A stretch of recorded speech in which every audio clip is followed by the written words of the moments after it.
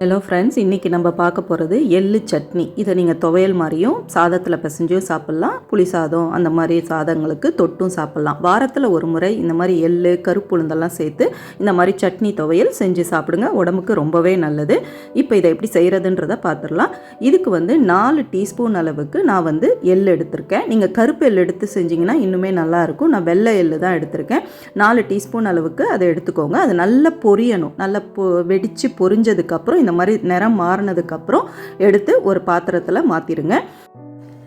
இது கூடவே அடுத்து இதே வாணலில் 1 டீஸ்பூன் அளவுக்கு எண்ணெய் விட்டுக்கிட்டு 10லேருந்து 15 சின்ன வெங்காயம் சேர்த்துக்கோங்க. கூடவே 12 பூண்டு பல்லும் சேர்த்துக்கோங்க.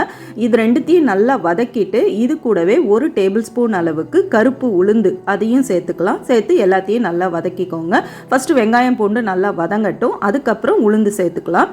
இது கூடவே நம்ம அடுத்து புளியும் சேர்த்து வதக்கிக்க போகிறோம். ஃபஸ்ட்டு உளுந்தை சேர்த்துருங்க. சேர்த்துட்டு நல்லா வதக்கிக்கோங்க. நல்லா வதங்கட்டும்.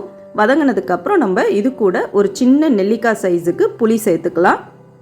சேர்த்துட்டு காரத்துக்கு காஞ்ச மிளகா உங்களுக்கு தகுந்த மாதிரி சேர்த்துக்கோங்க. உங்கள் காரத்துக்கு தகுந்த மாதிரி நான் ஒரு 6 காஞ்ச மிளகா சேர்த்துருக்கேன். சேர்த்துட்டு அதையும் நல்லா வதக்கிக்க போகிறேன். வதக்கிட்டு கொஞ்சமாக கருவேப்பிலை இலைகளை கூட சேர்த்துக்கோங்க. இது நல்லா வாசமாக நல்லா இருக்கும் இந்த துவையல் சாப்பிடும் பொழுது. இப்போ இதில் 1/4 கப்பு அளவுக்கு துருவன தேங்காய் சேர்த்துக்கிறேன். தேங்காய் ரொம்ப வதங்கணும்னு அவசியம் இல்லை. அந்த சூட்லேயே நல்லா வதங்கினா போதும். கொஞ்சம் நிறம் மாறுற அளவுக்கு லைட்டாக வதங்கினா போதும். ரொம்ப வதங்கி பொறுன்னு ஆக தேவையில்ல. இது எல்லாம் வதங்கினதுக்கப்புறம் இதில் நம்ம வறுத்து வச்சுருக்கிற எள்ளையும் சேர்த்துக்கலாம். சேர்த்துட்டு 2 நிமிஷம் இப்படி அப்படியும் கிளறிட்டு ஆற விட்டுட்டு மிக்சி ஜாரில் சேர்த்து நம்ம அரைக்க வேண்டியதான். அரைக்கும் பொழுது உப்பு சேர்த்துக்கலாம். நம்ம சேனலில் ஏற்கனவே எள்ளு சம்மந்தமாக கருப்பு உளுந்து சம்மந்தமாக நிறைய ஹெல்த்தி ரெசிபிஸ் அப்லோட் பண்ணியிருக்கோம்.